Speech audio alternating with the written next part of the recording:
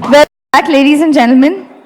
We would like to take this opportunity to thank our presenting partner, Adobe, Platinum Partner Times Now News.com, Gold Partners, YouTube and Akamai, Silver Partners, View, Facebook and Viduli, Bronze Partners, Woot, VidTent and 24 Frames Digital, Community Partners, Advertising Agencies Association of India, International Advertising Association, the Advertising Club and Content Asia for extending their support and making Video Next Asia the biggest convention on the business of digital video. Our next session is on the topic, who do young marketers want to work with? Whether big spenders or small, who do they prefer as partners? Ad agency, production house, or creative talent? For this, I'd like to invite on stage Mr. Karthikeya Bhandari, Senior Director, Marketing, Flipkart. Let's welcome him, please.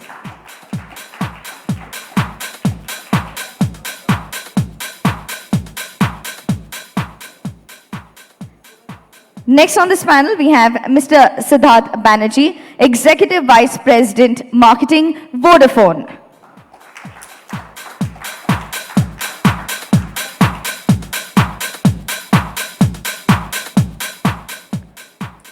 Joining them on the panel is Mr. Srivats T.S., Vice President, Marketing, Swiggy.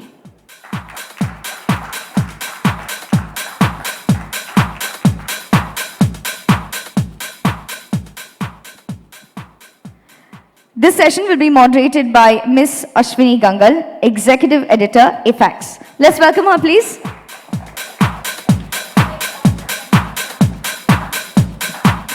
I'm going to now hand over the session to our moderator.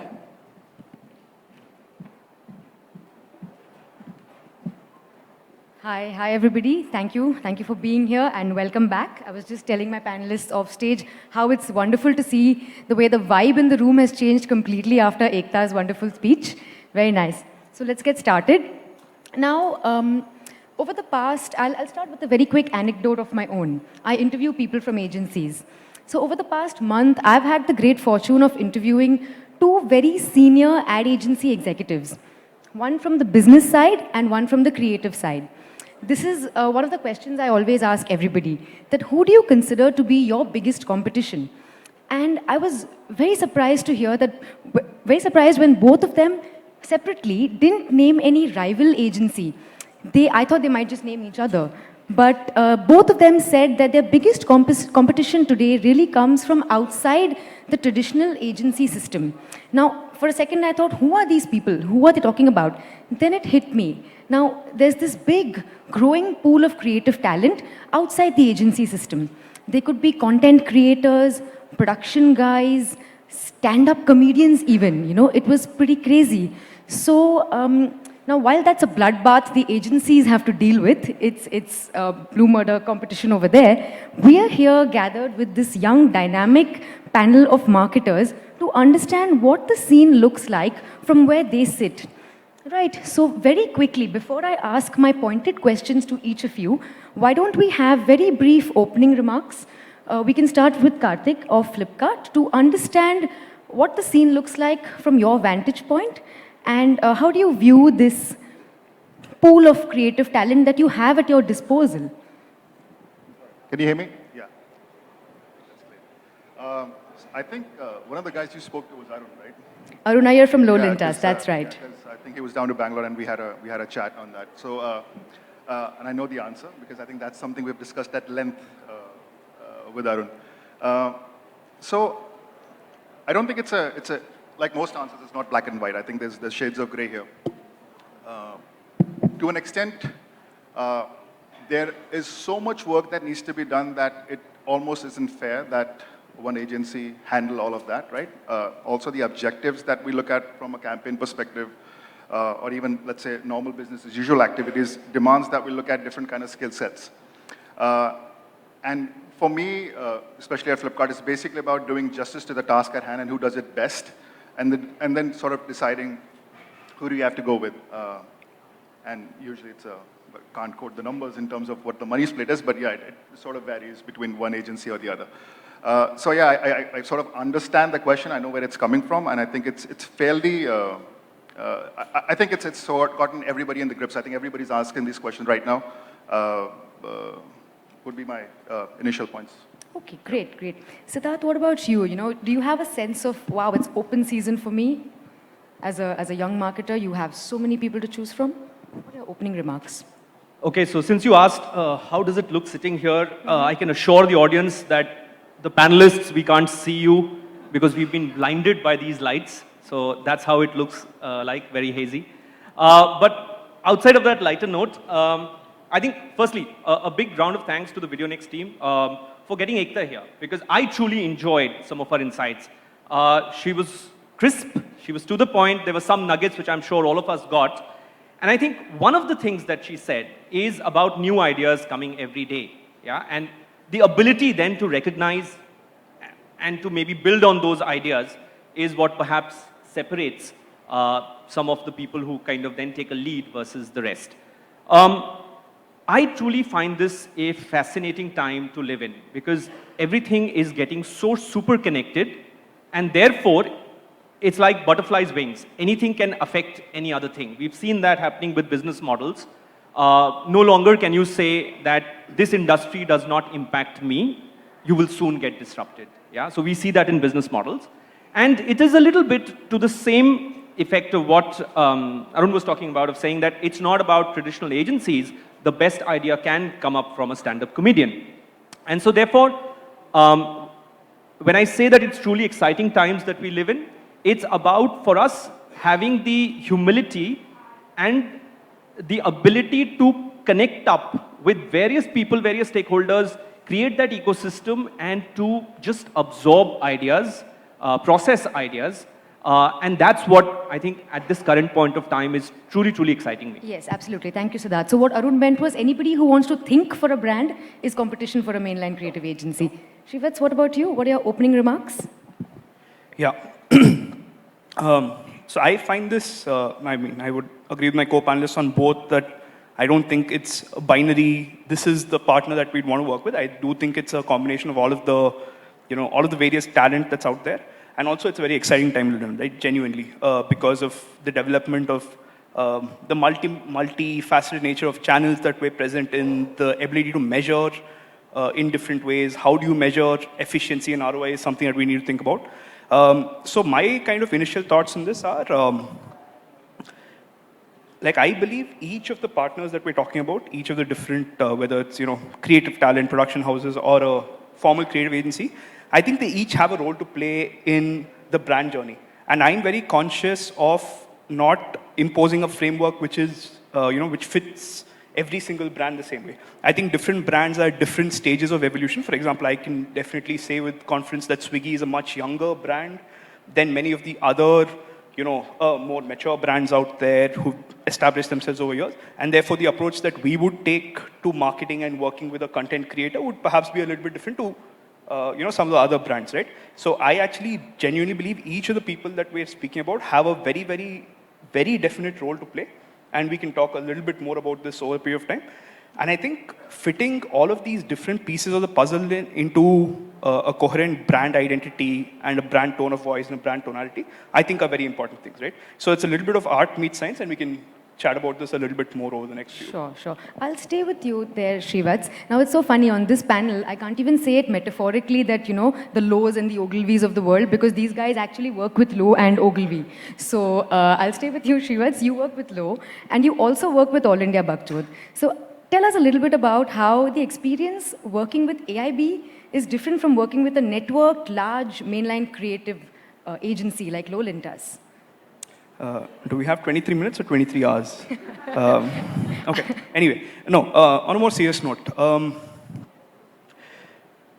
to me, if I could just start with, again, like, you know, it's important to understand that Swiggy is a young brand, and, you know, therefore our brand journey, we needed different inputs to the brand at various points of time. So we actually started associating with AIB a little bit earlier than we started associating with Low, for example, right?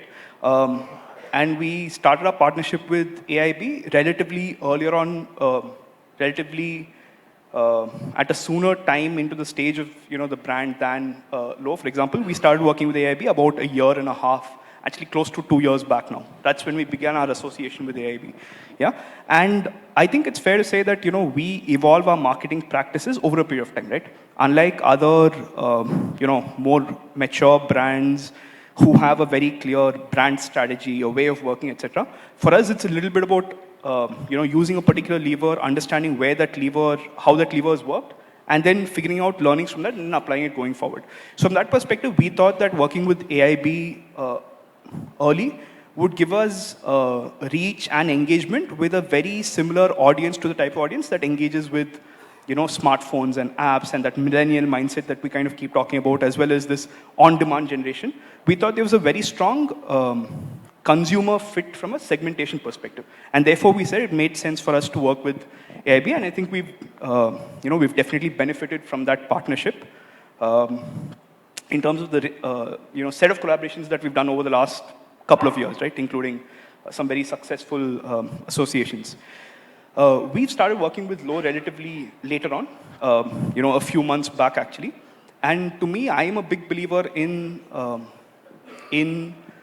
a core creative agency that almost works as a partner in terms of brand collaboration, defining what the brand identity is, defining the brand key, the brand wheel, whatever you want to call it, and setting the brand guardrails, making sure that they're like almost co-owners of the business and the brand from a creative and consumer perspective, because I think they bring a different set of insights and consumer understanding to the content creators and the creative partners of the world.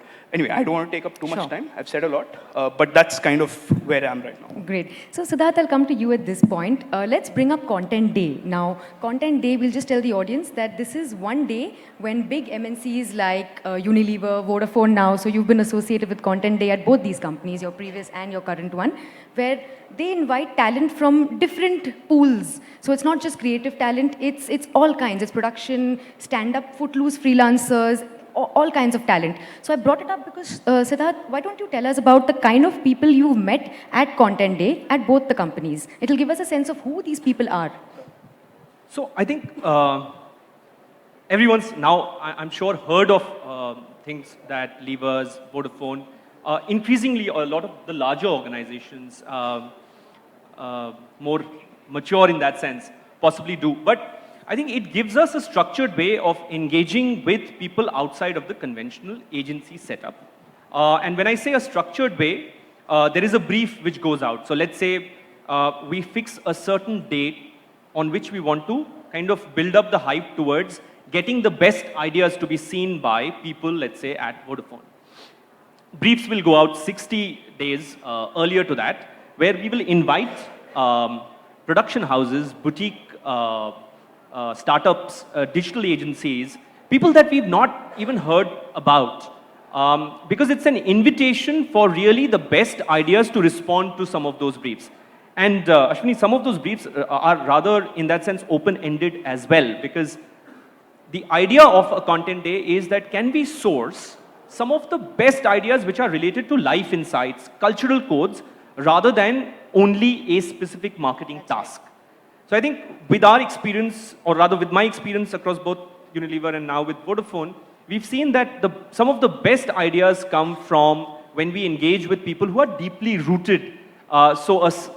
Someone who understands small town India really, really well, and a fascinating story emerges, which we will then figure out in the course of the year where to play that story. There are some of these opportunities that we get to partner with production houses, but equally people who are bringing in some international ideas onto the table. So we recently partnered with Voot, who had brought this idea from BBC into India, and it was a three-way partnership where we played something called Stupid Man's Smartphone, an experiment for us where we also learnt in a way on the journey of content creation or branded content. We were able to get a fantastic insight from another boutique agency about the gift of stories, which we played around Children's Day. So for some of us who saw that, it was basically about Vodafone connecting young children who want to hear stories with older grandparents who have nobody to tell stories to, and therefore the role of the brand to kind of bring them together. So some fascinating ideas come through from different people.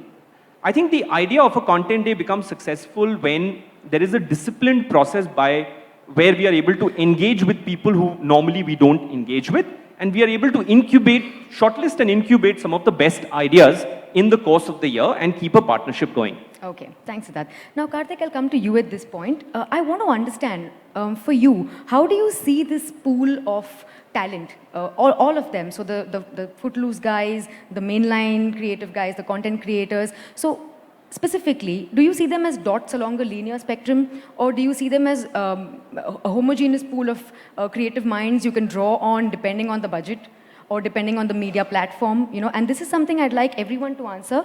Shrivats, you especially, because do you see yourself going towards an AIB when there's a digital campaign, and maybe a low when there's a TV campaign, to put it very crudely? So how do you see them? So let me set the Flipkart context first. So I think the challenge that we have at Flipkart is first we have to straddle multiple contexts. What I mean by that is, unlike a product company, we're a retailer, so we have to have relevance for different consumers. And on top of being a retailer, we are a retailer in the online space. So I think Siddharth spoke about how engaging with different creative minds in a structured way is probably the right way to do it. I think one more thing it allows at least us to do is experiment. Because the playbook hasn't been written on what works and what doesn't work in the new age marketing, right? And I think that really is something we can leverage. So we do a lot of experiments. Small town India, right? For instance, that you spoke about. So what kind of content could possibly work over there? And then we look at, we have different metrics: reach, engagement, efficiency, and whatnot. So what happens is, especially between a conventional full-service agency and let's say a more content-oriented, let's say, partner that you have. I think this is a journey that full-service agencies are making. The need to be flexible and agile is very, very important, right? So when it comes to experimentation, where if you want to fail, you want to fail fast, is where I would turn to them preferentially. Like, let's see if we can get something out really quickly, measure it, see if it's done really well. If not, forget about it, move on, learn from it, iterate again. So that's the way we look at a lot of these partners. To your question on dots on a line, it's not really that. So maybe I'll illustrate the process a little bit. I think Lo, in our case, really understands the brand very well, right? And you need that brand custodian, you need that partner in crime, so to speak, to sort of be true to you. And when we work with them, we sort of figure out what that brand idea, what that campaign idea is. Then I think what we need is manifestations and extensions of them across different touch points. And that's where we bring in pretty much everyone. So like you did about the content day, we do a version for that for pretty much all big campaigns that we line up for the course of the year. And let the best idea win. It's really as simple as that. So you go to them for experimentation. Yeah. Interesting. Shrivats, what about you? How do you slot and classify them? And does media platform come in as a layer while you're classifying these creative options that you've got at your disposal? Yeah, I would definitely be, I'd be lying if I said that media channel didn't play a role in, choice of content and which content provider we want to work with. There's definitely, the way I think about it at least, right, is that our mainline creative agency and, the full service creative agency that we work with is partly the owner of the brand and has a very close association with how you build your brand, how you build a business. Especially so in a category as young as ours and a brand as young as ours, because it's about tapping into newer insights from a consumer mindset perspective, from a category growth perspective, that requires a very consumer-centric way of things, consumer-centric approach in terms of insights, in terms of mining of insights from data, etc., that perhaps the creative agency has a closer understanding with because of the years that they worked in that particular way, right? Whereas something like, and therefore I would think about traditional campaigns, right? Whether it's television commercials or full-fledged campaigns which tap into a consumer insight that is relevant to category growth as something that I would perhaps be more inclined to work with, with a traditional creative agency, with a traditional process, right? The creative brief into the roots and the final film, etc. And that's the role I think that they play, right? A Lo or an O&M or whoever. The role that I think an AIB or any of the other, excellent content creators out there I think they tap into a very different type of insight, right? It's not so much about category creation, it's about insights that engage with the audience in a kind of tone of voice that's very dear to, audiences consuming online content, all of the millions of hours that they spend on YouTube, etc. And therefore, they tap into, I think, cultural insights that are relevant from a engagement and, just from pure engagement perspective. Therefore, I think the way I think about it at least, is that the roles that each of these play are a little bit different, and that's the way I would think about it. So if it's engagement-related content, if it's a funny take on some pop cultural phenomenon, etc., you clearly know that the content creators have a far closer understanding of those kind of things than perhaps category creation linked insights. So that's the way I would think about it. But in answer to your first question on does media have a role to play? Yes, I would just tend to think that the digital channels lend themselves more to the AIB type of work, and some of the traditional media channels lend themselves a little bit more unless your objectives are engagement as opposed to category creation. Right, right. Siddharth, do you have a classification system in place? It could be budget, media platform, like he said, experimentation, maybe even time. If you want something quickly, you go to a different creative custodian. No, I'll kind of like to challenge that a little bit because, so firstly, I am a very tough taskmaster. I'm not giving my creative agency the relief of saying that, look, guys, you do the main campaigns and we'll figure out some other guy who does the digital campaigns. Because really, the currency is ideas and insights. And that is what I also liked about what Ekta spoke about, where she didn't talk about digital or TV or movies. She started by saying personas. Do you understand your consumer and why the consumer is viewing what she is viewing and all the different kinds of content? So therefore, the first and foremost challenge to my so-called conventional agency, in this case Ogilvy, is that you are the custodian of my brand. You are the custodian of understanding customers and consumers and how to build the brand with them. And so therefore the first kind of push and the first right of trying to get insights is actually working with them. And of course, we will supplement and say, across the ecosystem, where will the best ideas come from? But I will not give them relief of saying that, aap yahan pe ruk jao, baki hum dusre se karwa lete hain. That's something which I don't think we'll do. And I'll give a small example to illustrate the point.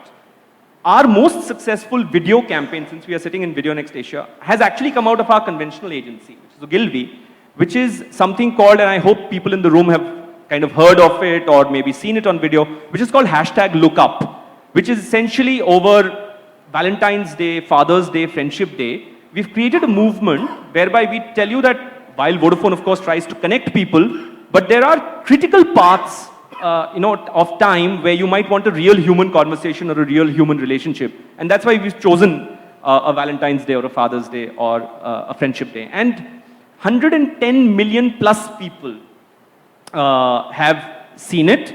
And when we have done consumer research of saying that what does it do for us, it's been clearly established that there is a link to uplift in mind measures which relate to brand equity for us. So overall, the most successful video campaign, content campaign for us has been done by a conventional agency. Okay, okay. Karthik, and this is another thing. Sorry, I just want to add to that. No, please I go think on. that is the right approach. I think the challenge, however, is that while the example that you quote should be the ideal way to do it, I think a lot of full-service agencies are struggling to do exactly that, wherein this ecosystem comes into the play, because at the end of the day, somebody will step in and fill that void, right? You will either disrupt or be disrupted. So that's, I think, just wanted to make that point, because I agree with what Siddharth is saying in terms of what the responsibility of an FSA should actually be. But at the same time, I think some of them are honest enough to say that, hey, we're not fully capable to be there just yet, but we're making efforts towards getting there. Right, right. No, I'll stay with you, Karthik, because that was actually my next question. We'll build on that. At the risk of becoming very unpopular with mainline creative agencies, I'm going to ask all of you to name the one thing or the one aspect in which you think they're lacking, the traditional creative agency format. Where are they lacking? Where can they improve? And why has this outside breed of creative talent become a threat? Because of what? See, I think media itself has changed substantially. I think we've had a bunch of speakers come up here and talk about how, it's essentially, instead of one screen, there are multiple screens that people are competing for. Different screens, different platforms require different kind of, let's say, content approaches to them. Let me give you an example, right? If the attention span is 6 seconds for a human being right now, that's less than a goldfish. the kind of content that works over there versus the kind of content that a full-service agency is tuned to make, which, which is a 30-seconder, requires some learning, or let's say unlearning and relearning on their part, which, credit to them, I think they're all a bunch of smart guys, they will get to, but I think till the time they get there, there will be a need for somebody to step in and fill that gap, right? So I think point number one is just becoming more digitally savvy, and I don't mean by digitally savvy understanding media, but you need digital natives. You need people who've been bred in this environment, who understand this thoroughly. And I think that, which my second point is agility. In an e-commerce background where, you know, it's pretty much 7 to 10 days that we have to sometimes go live with things, that is a must-have. And I think there, the traditional, conventional way of working sort of comes into the way, right? Because you have iterations, you have briefs and whatnot. Sometimes we can take that luxury, other times we may not be able to do that. So I think these are the 2 points from my side. Okay. Siddharth, what about you? Now, I know that Ogilvy is perched on the 13th floor of the building that we're sitting in, but go for it anyway, you know. Where is your mainline creative agency lacking? So I'll build upon your point, which I think is absolutely correct. So if you look at digital natives, the question really is that are full service agencies being able to offer attractive terms of engagement to these digital natives who come in there as copywriters, ideators, strategic planners? Or will these young millennials, digital natives, are they going to, you know, let's say a Flipkart might have or a Swiggy might have an in-house, you know, agency? Who knows? I mean, there are other models which other organizations are already working on. So are they going there? Are they going to an AIB? Where are these young guys going to? So the quality of talent is something which I think is a serious concern, even among agency heads as they also restructure their own organization for these connected times that we live in. So what should they do? Should they hire comedians? What can an ad agency do? So I think definitely there is a focus and an emphasis on looking at more diverse profiles to bring into an ad agency network. You necessarily need people coming in with different sensibilities. You know that how Piyush really from Ogilvy inspired the whole thinking around vernacular and the appreciation of Hindi heartland. Yeah, you need similar appreciations coming through from the smaller towns. There are fascinating stories, by the way, to be told from there. You need people who understand what's happening in the subcultures, what's happening in sports. I mean, we've tried to tap into badminton outside of the whole IPL shebang that we do. And that's proven to be a huge kind of a fillip for us. So therefore, get in diversity of talent, create an attractive proposition for these young digital natives to come and work for you. And I think that's a challenge. Okay, okay. Shrivats, what about you? What's the biggest pain point? Biggest pain point. Where's the agency lacking? I hope there are no low folks here. I'm sure they're there. Anyway, no, on a serious note, before answering that question, just to build on what my co-panelists have said, I think we need to be very cognizant of how media has evolved and the natural kind of cultural trends that exist, right? So for example, whatever, 15 years back, 20 years back, and 10 years back, whatever, it was one-to-many communication. Television was the strongest driver of brand equity, business, etc. Because of the very nature of, you know, consumerism, right? One channel, push-based communication as opposed to pull-based communication. And today we live in an era where there are if not literally millions of channels, there are a huge number of channels that consumers have access to, which is not just directed by the brand in terms of, you know, one-to-many communication, including, you know, if you want information about a product, if you want to go and seek out AIB videos, etc. So the access is very different. The channel landscape and the media landscape is very different.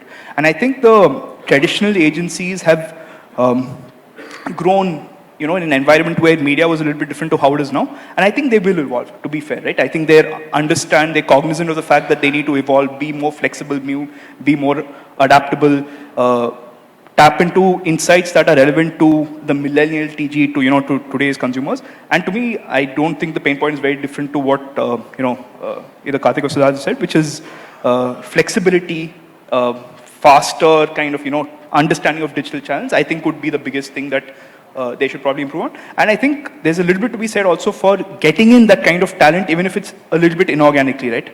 Kind of tapping into people who have grown up in a very digital first mindset, because the way they think about channels and consumers is very different. And it's perhaps not easy to train yourself to rethink all of the traditional Okay. fundamentals. Okay. Now, last question again for everybody. Let's talk about the problem of plenty. So many people want to think for your brand, and this happens very often. One brand has many custodians thinking for it at the same time. So, can a brand have too many custodians? Is there some such thing? You want a simple answer? Yes. The brand custodian is there cannot be too many brand custodians because then everybody will interpret it differently. You will need somebody to hold it together. At Flipkart, we try to do it internally as well because we work with multiple stakeholders. So we are hardest upon ourselves because at the end of the day, it's your money, it's your message, it's your brand. You need to hold yourself accountable, right? So if anything goes wrong with the brand, it's completely on you, and then we do that job. All right. Siddharth, Shrivats, can a brand have way too many custodians? Is it too crowded? Nope. So for Vodafone, I'm the only brand custodian. So the buck completely stops with me. Yeah. However, I can create a comfortable ecosystem whereby I have people and partners thinking for the brand. Yeah. And that is the humility that I kind of started out by saying that ultimately if there is, and there will be some ideas that we will get wrong in the process. And that's related to what Karthik talked about when he said experimentation.